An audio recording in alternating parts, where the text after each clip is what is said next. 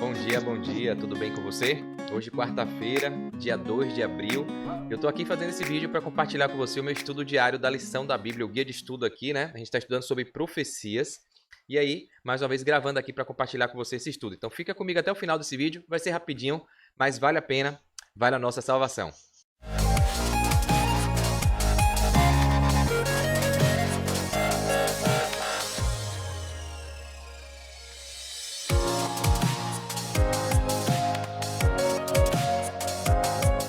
Vamos lá então, né? Aqui tá chovendo, aqui começou a chover aqui no interior da Bahia, friozinho bom, né? Inverno chegando aí. Então aqui, ó, a gente está estudando sobre profecias, né? Primeira lição do trimestre aí.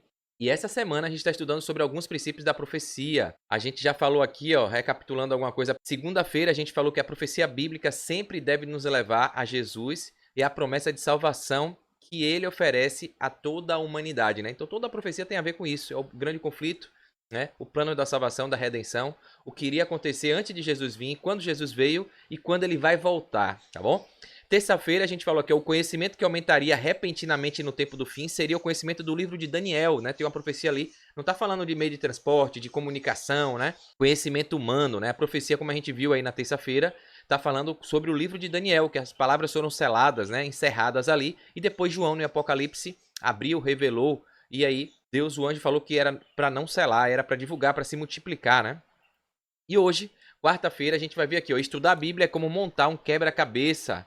Se você juntar apenas 2 ou 3 peças, será impossível enxergar a imagem completa. Então a gente vai falar um pouquinho disso aqui na lição de hoje de quarta-feira. Tá, eu vou passar aqui para mim para fazer uma introdução aqui rapidinho, porque eu achei interessante o comentário do professor Gilberto Brasiliano. Ele fala assim, ó, quando se fala de estudar a Bíblia, principalmente a parte de profecias, não é todo mundo que se debruça sobre o livro sagrado para ler, pesquisar, comparar e tirar conclusões para a sua vida espiritual, né? E também da igreja como comunidade. Hoje, quando olhamos para o que temos de explicações sobre as profecias, devemos muito ao pioneiro Guilherme Miller, a lição fala disso, né? Que utilizou um método bem eficaz de estudar a Bíblia, abrindo caminho para uma gloriosa compreensão das profecias de Daniel e criando aí também, né, todo o espaço necessário para um movimento que ali, como eu falei, surgiu dos sabatistas, que se tornariam os adventistas do sétimo dia, né? Então, graças ao Guilherme Miller, as profecias, a necessidade de resgatar mandamentos que estavam esquecidos, né? E aí o termo remanescente começa a ser forte conforme a Bíblia diz, né? Os remanescentes. E a profecia a gente vai ver que fala muito esse termo, os remanescentes. Os que guardam os mandamentos de Deus e têm o testemunho de Jesus. E a Bíblia fala que o testemunho de Jesus é a profecia, o dom de profecia, né? Então, graças a Guilherme Miller, esse movimento de remanescentes dos últimos dias começou a surgir, que resgatariam os 10 mandamentos, a obediência aos 10 mandamentos, e trariam essa mensagem, né? Aqui o guia de estudo fala aqui no início, logo aqui, ó, que embora, né, o entendimento de Guilherme Miller sobre algumas passagens, como em Daniel 8,14, ele não conseguiu ter perfeição, ele ali errou no evento, ele achou que Jesus voltaria, como eu falei, né? A gente vai ver isso, sobre a decepção de 1843, 44 ali, né? A grande decepção porque ele achou que o santuário seria purificado, era a volta de Jesus e não era isso. Então ele acertou que uma coisa espetacular iria acontecer, mas ele interpretou um pouquinho errado isso aqui. Então não foi perfeito, mas o método de estudo da Bíblia que ele usou foi relevante, pois abriu esse caminho aí para a necessidade de resgatar, né? Os remanescentes começaram a realmente remanescente, aquele que conserva, que persevera no que Deus quer, no que Deus sempre fez lá desde o Éden, né? O guia de estudo traz aqui, deixa eu compartilhar com aqui a tela aqui, traz uma pergunta também. Toda semana, praticamente todo dia, né, vem uma perguntazinha e aqui começou, ó. Como devemos abordar a profecia bíblica de acordo com esses textos? E aí deu 3 textos, Mateus capítulo 5, verso 18, 2 Timóteo capítulo 3, verso 15 e 17, e Lucas capítulo 24, no verso 27. Então você pode dar uma pausa e ler na sua Bíblia para você ver que é tudo isso que diz aqui, tá bom? Então eu vou ler rapidinho para a gente responder essa pergunta. Como é que a gente deve abordar a profecia bíblica conforme esses textos, ó? E aqui em Mateus, Jesus falando, ó, porque em verdade vos digo que até que o céu e a terra passem, nem um jota ou um tio se omitirá da lei, sem que tudo seja cumprido, né? Então, as profecias vão se cumprir, né? Ainda que tenha gente querendo mudar leis, os tempos, mudando letra, mudando, tirando mandamento, botando, né? Tudo vai se cumprir. E aqui muita gente também interpreta isso aqui como se a Bíblia não pudesse ser mudada. Infelizmente, algumas pessoas mudaram a Bíblia. Alguns textos em Bíblia aí que é diferente do original, né? Tiraram mandamentos, trocaram, adicionaram. Mas aqui está falando que, ó, vamos ler aqui, ó. Nem um jota ou um tio se omitirá da lei sem que tudo seja cumprido. Ou seja, a lei de Deus é eterna. A lei de Deus não vai mudar antes que tudo seja cumprido. Porque depois que tudo se cumprir, não haverá mais pecado, mais morte, mais dor, né? A gente vai viver num novo céu, numa nova terra, né? Então, a ideia aqui é que ainda que alguma coisa aconteça, que mude, que distorções venham, que o anticristo venha, né? Que narrativas fake surjam, tudo vai ser cumprido, como está na lei, como está na palavra de Deus original, né? Ainda que se mudem, mudar não quer dizer que não vai se cumprir, ou seja, a promessa aqui, a profecia aqui é que tudo vai se cumprir, tá bom? Em 2 Timóteo aqui fala, ó, e que desde a tua meninice, quando criança, né, sabes as sagradas escrituras que podem fazer-te sábio para a salvação pela fé que há em Cristo Jesus. Toda a escritura é divinamente inspirada e proveitosa para ensinar, redarguir, alertar, para corrigir, para instruir em justiça, né? Para ensinar, para que o homem de Deus seja perfeito e perfeitamente instruído para toda boa obra, tá bom? Então a ideia da lei, das profecias, das orientações é quando você aceita Jesus, quando você é salvo, você aí demonstra isso no comportamento realizando boas obras, né? Lucas 24, 27. E começando por Moisés e por todos os profetas, explicava-lhes o que dele se achava em todas as escrituras. Estão falando aqui de Jesus, né? Então, como é que a gente deve abordar a profecia bíblica? Está aqui, ó. Devemos aceitar que a palavra de Deus é inspirada por ele, e ao estudarmos qualquer profecia, a gente deve ir fundo, examinando tudo sobre aquele assunto. Então, a ideia é essa aqui, né? Aqui no guia de estudo, tem uma coisa bacana aqui que eu vou ler, ó. Estudar a Bíblia é como montar um grande quebra-cabeças. E a imagem que a gente mostrou no início da lição aí é isso. A imagem que está aí até na capa do vídeo é essa aqui, ó. É uma pessoa tirando aí pecinhas de quebra-cabeça. Então, a gente precisa ir montando. E foi colocado assim para a Bíblia durar, né? Então, tem códigos, tem só para quem estiver realmente buscando alimentação espiritual, só quem estiver realmente buscando a comunhão com Deus, buscando a verdade é que vai encontrar, tá bom?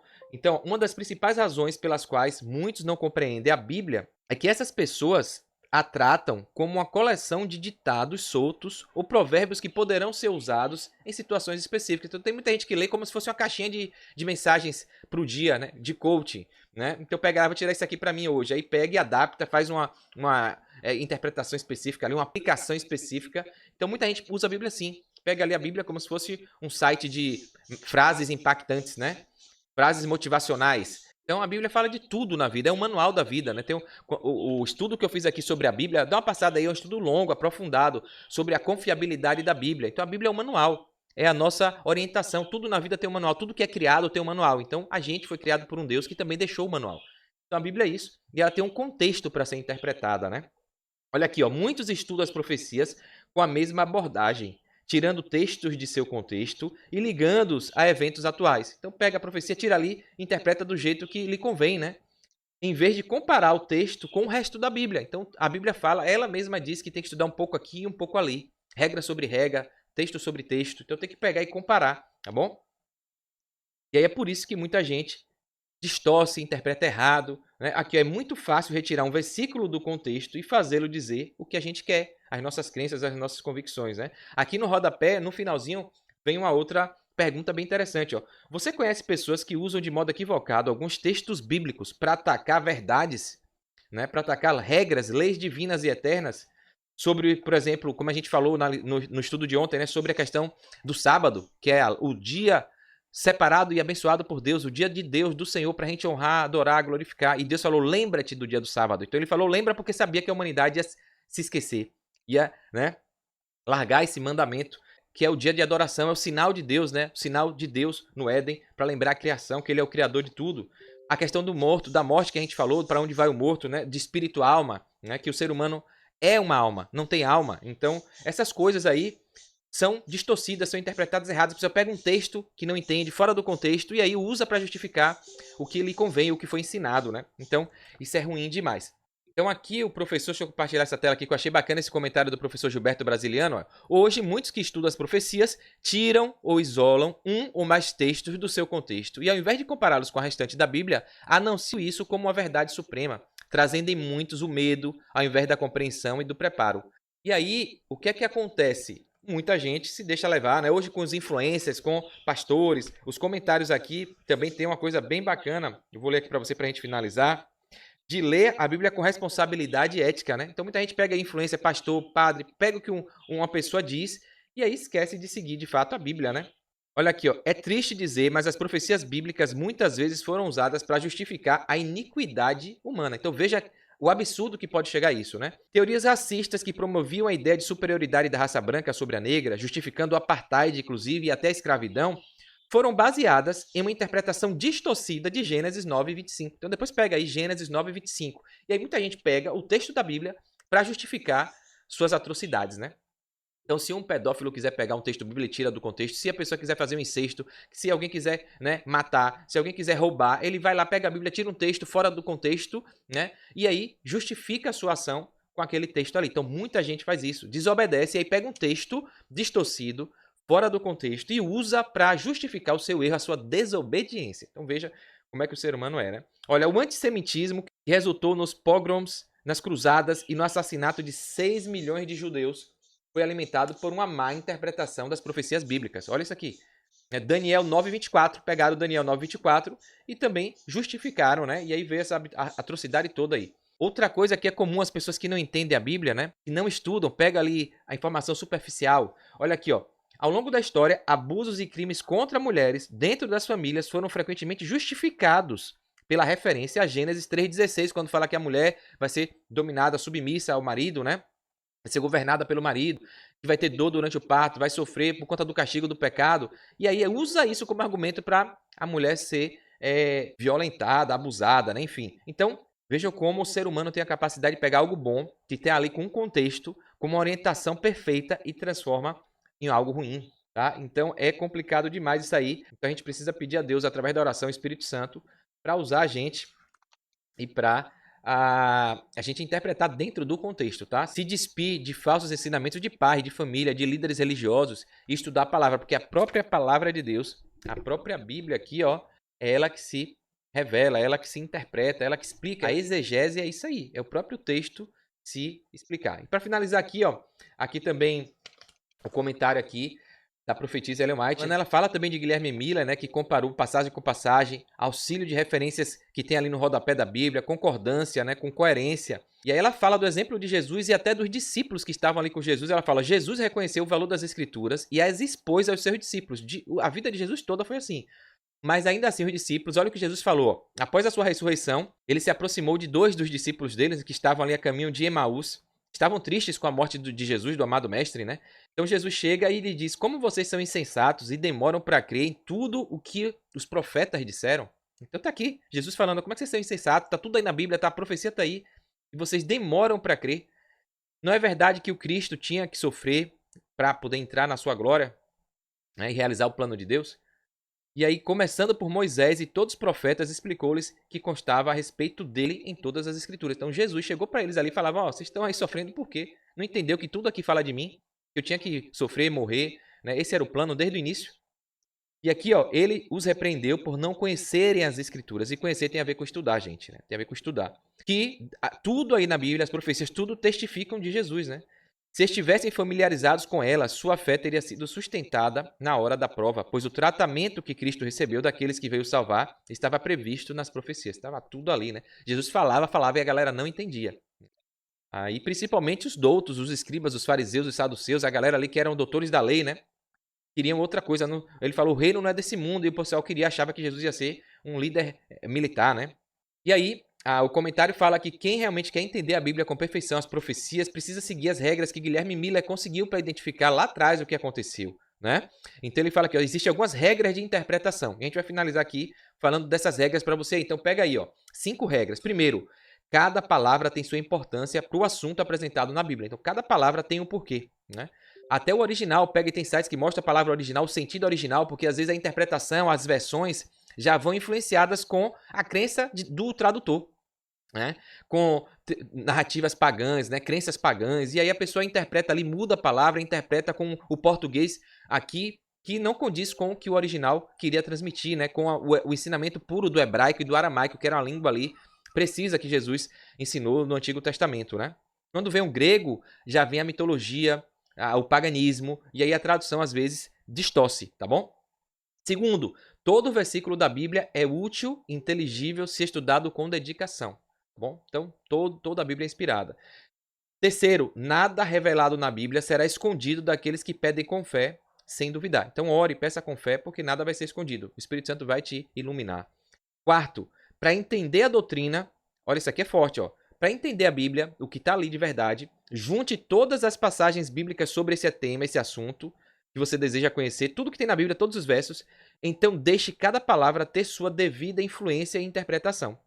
Se você puder formular sua interpretação, sua teoria, sem contradição com nenhum texto, você está correto, você não está errando. Agora, se sua interpretação é baseada em um texto e tem um outro texto da Bíblia que contradiz aquilo, você está errado. Não tem como você tentar justificar coisas antagônicas, né? E aí a gente vê muita gente que erra na interpretação e aí quer confiar na sua própria conveniência, quer que aquilo seja verdade para acalentar ali seu erro, sua desobediência, né? Enfim, então se você pega os textos todos, se você interpretou e um texto, a sua interpretação está sendo incoerente, está sendo contrária a algum texto, está errado. Todos os textos da Bíblia precisam estar alinhados, convergindo para a mesma interpretação, de forma que tudo se complemente, nada se contradiga. Então é assim, porque a Bíblia não se contradiz, tá? E a quinta e última aqui, não menos importante, ó, a Bíblia é sua própria intérprete, pois ela é suficiente, a exegese é isso. E aí vem um grande erro das pessoas, né? O comentário aqui finaliza assim, ó. Se você depende de um mestre, de um líder religioso, né, para lhe explicar a Bíblia, e acredita só porque esse mestre, essa pessoa lhe ensinou, e esse mestre supõe o significado de uma passagem, ou interpreta do jeito que ele quer por causa da sua crença, do seu credo, da sua confissão de fé, da sua denominação, né, a que pertence, da sua placa de igreja, ou ainda para ser considerado sábio. Então, se você pega e tem esse mestre resolve lhe explicar por isso, por crença própria, né, para defender a sua agenda político-ideológica ali. Então, a sua suposição, a ideia que essa pessoa te passa, a interpretação que essa pessoa te passa que você está acreditando, esse credo ou sabedoria, vai ser a sua regra de fé, né? Então, você quer que o ser humano seja a sua regra de fé, a interpretação de um humano seja a sua regra de fé, ou a Bíblia seja a sua regra de fé. Que a Bíblia se autotraduz, ela se auto-interpreta, tá bom? Então, esse é o grande desafio, né? Muita gente cai em fake news, pega um texto aí superficial, pega esses youtubers que traduzem conforme as suas denominações, conforme o que o seu pai ensinou, o pastor ensinou, o líder religioso ensinou, e não para olhar a incoerência no texto, a contradição de um texto com outro. Ele defende aquilo ali com unhas e dentes porque ele foi ensinado daquele jeito. E ele vai fazer malabarismo para tentar justificar o erro, desconsiderando as falas até de Jesus Cristo, do próprio Jesus, que fala que não veio abolir nada, veio cumprir, que quem ama guarda os mandamentos, né? E aí tem gente que diz que o mandamento foi abolido, que não precisa guardar nada, que é só salvo pela graça, e uma vez salvo, salvo para sempre. Então a gente vê as distorções aí, né? Que a pessoa não morre, que tem uma alma que vai para o seio de Abraão, que fica vivo, que o morto vai ficar queimando para sempre, né? Vai ter vida eterna no inferno. Então, loucuras, né? E a gente vê esse absurdo. E para finalizar aqui, quero finalizar com esse apelo aqui que tem em 2 Timóteo 3,16, ó. Ao estudarmos a palavra profética de Deus nesse trimestre, permitamos que eu e você, que as escrituras inspiradas assumam o controle total da nossa mente e do nosso coração, com o propósito de transmitir a verdadeira instrução em justiça, em entender o que a palavra de Deus quer pra gente, tá bom? Então, que Deus te abençoe e te use, que a gente possa ser humilde, né, para ainda que a gente tenha sido ensinado errado, que a gente possa renovar, né? Ser nova criatura e aceitar a verdade, ainda que a gente tenha seguido erros, né? Até de forma genuína, mas porque ensinaram a gente errado, a gente está interpretando errado, e nada melhor do que a gente viver conforme a verdade, tá bom? Então é isso, se você gostou, curte, comenta aí, se inscreve aqui no canal, tá bom? Essa é a forma que você tem de me agradecer, tá bom? De ser grato aí por esse conteúdo, por esse tempo que eu estou investindo aqui. E mais do que isso, mais do que a gratidão, né? É você curtindo, se inscrevendo, clicando no sininho. O YouTube, o algoritmo aí que tem a inteligência artificial, vai fazer esse vídeo chegar para outras pessoas. Então, você vai ajudar a divulgar essa mensagem aqui, tá bom? Então, conto com você. Deus te abençoe aí. Um forte abraço, sucesso. Fique com Deus.